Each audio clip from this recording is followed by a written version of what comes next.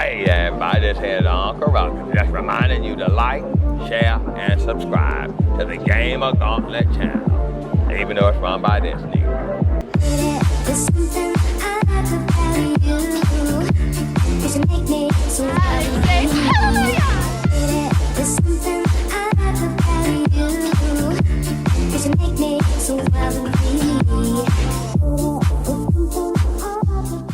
What's going on, my GamerGauntlets? And today I'm finna talk about my top 10 Xbox 360 games. Let's get into it. Alright, first on my list, I have Spider-Man Web of Shadows. Man, this game right here is hands down, in that time frame, in that era, the best Spider-Man game that ever dropped. Yeah, we got Edge of Time. Yeah, we got Shattered Dimension. But Web of Shadows really took that extra, if that makes sense. For me, Web of Shadows was a good game. You can choose between doing something bad, doing something good. You can choose between the black suit or the red suit, and each one had different consequences. And like I said in previous videos before, I don't really read the comic books like that. So when I first saw Spider-Man and Wolverine interact with each other, and I was like, oh my gosh, that's dope. Like, that's super cool and that's amazing that they're interacting with each other, because that's like the opening scene of Web of Shadows. So yeah, most definitely Web of Shadows has to be on my top 10 list for sure. Coming in next is Avatar: The Last Airbender, The Burning Earth. I had to put that game in there, especially around that time frame, because Avatar was very popular, and this game right here, The Burning Earth, would probably have to be the best game or the best Avatar game that I've played out of all the Avatar games so far. I just love the mechanics of it. It was real smooth. I love the fact that you were able to walk around and do like little sneaky mission parts of the do like sneaky missions where you couldn't get seen and stuff like that. So I thought that was pretty cool, and so that's why that has to be on my list for sure. Next, I have Blue Dragon. Blue Dragon, RIP my boy Kiryu Toriyama. Blue Dragon was, as we all know, and if you didn't know, the character design was all by him. He did all the character design. What got me into Blue Dragon was the anime itself, actually. I saw the anime growing up as a kid, and I was like, this is a really good anime on Toonami. And so after watching anime, I saw they had the game, and I was like, yo, I gotta get this game. This game was a two-disc game, y'all. A two-disc game. And till this day, I want to say I know I have not beat this game yet. Till this day, y'all. And it's a two-disc game. So shout out to everybody who played Blue Dragon, who beat Blue Dragon. This is a good game. I actually have it on my Xbox Series X, to be honest, right now. I'm just going back and replaying it for fun, trying to beat the game. So shout out to anybody who beat this game before. Next on my list, I have Dynasty Warriors Gundam 3. Hands down, probably one of the best Gundam games, especially around this time frame. I want to say most definitely around this time frame. Dynasty Warriors, they have a thing for sure. They know what they're doing. Nice hack and slash. They know how to make a good game, a good hack and slash game at that. And that's what this game is. Imagine almost pretty much all of the Gundams in one game, one big hack and slash game, and that's what this is right here. This is hands down one of the best of that time frame Gundam game to ever be released. And to be honest with y'all, I would love to have a Gundam Dynasty Warrior 3 or 4 game with the newer Gundams, like Orphan and the Blood Mary or something like that, if I'm not mistaken. I would most definitely love to have those on a new game. I would love to actually have a Gundam game where we fight each other. That would be a pretty cool Gundam game to have. So let's bring Gundam back for sure.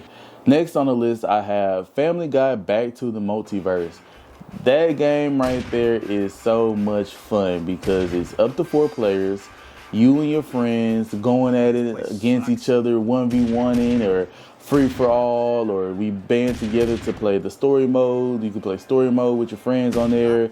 This game is a lot of fun. I actually have it on my 360 over there, and that's some of the games that me and the homies play when they come over. Like, we most definitely, this is a go-to game for sure that we play all the time. Next on the list, I have Killer is Dead. If y'all don't know what Killer is Dead, it's a really good game, and this is probably one of the games that I would like to go back and get for myself again, because Killer is Dead is a fun game. I didn't really understand it at the time when I had it, but I just knew I had a lot of fun. And then, of course, what we all do, we always trade in our video games to get another video game, which I wish we would like have learned back then to stop doing that now and just save up money to get the game, wait for the game to come out on sale, you know, that way we still got the good classic games that we love so much. But Killer is Dead is most definitely a fun, unique, different game that I first put my hands on, and it's a very good game for sure. Next on the list, I have Dragon Ball Z for Connect. Gotta have the DBZ on here for sure. The Connect was very dope because you actually powering up like, you know, you throwing punches, you're doing the Kamehameha wave. Like, that game was fun and interactive. It was more of a, and the Connect is for sure was to get the people up and moving, having fun playing the game, you know, more of like an exercise type of game. And that game right there was super fun to play, super fun to have. And I actually have that game over here somewhere. Got my Connect set up, so like most definitely want to get a chance to play that game again. Next on my list, I have Naruto Broken Bonds. This game right here is a Xbox exclusive game, not on PS3, not on any other game system, exclusively to Xbox, Naruto Broken Bonds. And this was probably one of the best Naruto games on the Xbox 360 that they dropped. It's open world, you go around as Naruto, you do side missions, you go through the missions of Jiraiya, teaching him how to learn to do the Rasengan. That game was really fun to play. I have it over there. I've beat that game multiple times over and over again. To do the jutsus, they show you how to, like, you have to push the controllers up and then left and right and upside down and turn around, and then your shoes are looking good. But no, you had to do different things on the game to do the jutsus. I thought it was cool that to do the jutsus, you have to use your analog sticks to do the certain jutsus. If the analog stick tell you to go up, and then one like left analog stick up, the right analog stick down, and you do a jutsu like that, and then you have to actually charge up the chakra to the right amount. So I really thought that game was pretty fun to play as, to have. Next on my list is Dragon Ball Z Battle of Z. This game was a fun game to play. It was most definitely a new take on the DBZ game of how they did the style of it and everything. It kind of reminds me of a PSP game. Actually, it reminded me of I don't know if you ever played Dragon Ball Z Tenkaichi Tag Team. Oh, okay. It kind of reminds me a little bit of that, except for just on a console. So it was a new spin and twist on the game. When you enter into the game, if you had Xbox Live or if you was on a PlayStation and you had the PlayStation Plus, they were Spirit Bombs, and it was like worldwide, giving Goku this awesome, massive energy of Spirit Bomb. And then you use that Spirit Bomb in the game, actually. That was the fun part. Like, you can use that massive Spirit Bomb energy in the game to, like, easily destroy whoever you're going against or fighting. And that game was pretty cool. Last on my list, and I had to save it last because I have to do a story talk about it. It's Juice 2 Hot Import Nights. That game right there, y'all. Oh man, we all know gaming. We've threw controllers. I never threw a controller just because of the simple fact that I know my parents was not gonna buy me another controller. If they knew I broke it, they was gonna make me save up the money to get it. So therefore, I really stayed away from throwing controllers. I was a little bit more destructive, and I was punching my dresser. Yes, I was getting full fuss nickels and just punching my dresser. So with Juice 2, fun fact, funny story about this game. Fun game to play. I did beat it. I was stuck on a level for about 3 weeks, probably, basically a month. And I had a hard time beating this one race, this one car, this one dude in this car. And we was racing for pink slips. That's part of the game too. Like I could not just race for a pink slip. Like you had to race for pink slip in that part of the story. And I kept losing, I kept losing, I kept losing, I kept losing, I kept losing. I'm like, bro, this is my best car I have. Like, no. So I finally beat him, y'all. Finally beat him. I'm jumping up and down for joy. I finally beat this guy. Getting through the story, he's talking like, oh my gosh, like, yeah, you beat me, you get my car. This, that, and the third. And yeah, that car was fast when I did get it. Normally, you know, when you beat somebody, the car is never that fast. And you're just like, what the heck? But no, that car was fast when I did get it. But fun thing about this game, right? So I beat it. And I don't know if I just was not meant to beat that. I wasn't meant to beat the game, or I wasn't meant to beat that part, or what. But I did beat the game, and I did beat that part again. So right when it was finna get to the save game, the save the game mode, right? I got the red ring of death with that game, and I was so livid. I was pissed off.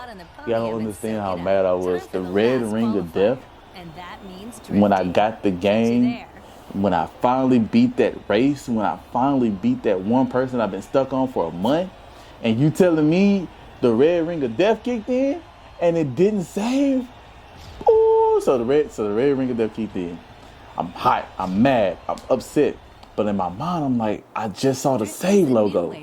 Go try to go boot up the game again. I don't know. And this is the first time that ever happened. I don't know why. And that's back then the 360 just randomly had a red ring of death. Don't know why, but it did. And mine's got it. And I booted it back up.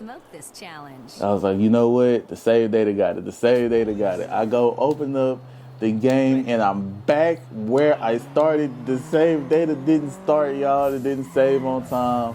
And I punched the hell out of my dresser. And when I mean I full force punched that dresser, I full force punched that dresser. The dresser drawer snapped and broke and fell down. And I'm now panicking, freaking out, because I'm like, man, parents gonna get home. They gonna see this dresser right here. I can't even come up with a good lie on why the drawer of the dresser failed. So I go to the garage, I go through my dad's toolbox. I'm looking for all type of glue and whatever. I found this black adhesive glue thing and I stick it on, made it stay. I tried a whole bunch of stuff before I found that black glue and nothing wouldn't stay. And I finally found out like this little black glue and it stood, and I was like, thank you, Jesus. Thank you. I would never punch something again, but then I lost the match and ended up punching something else again. But I did beat the match. I did beat the game. And that was just a little fun story about that game, and that's the main reason why I had to put that game on. It was fun for sure, but it most definitely made me realize I got to control my anger for sure, because I punched the hell out of that dresser, y'all. But alright, my gauntlet, as always, like, share, subscribe. If there's anything in the top 10 that you think that should have been added, or if you have a top 10 that you want to tell me for the 360, or if you have a favorite 360 game, put it down in the comments below. Let me know. Tell me what y'all thought about this. And as always, like, share, and subscribe, and I'll catch y'all later. Peace. Next time on Gamer Gauntlet, like and subscribe.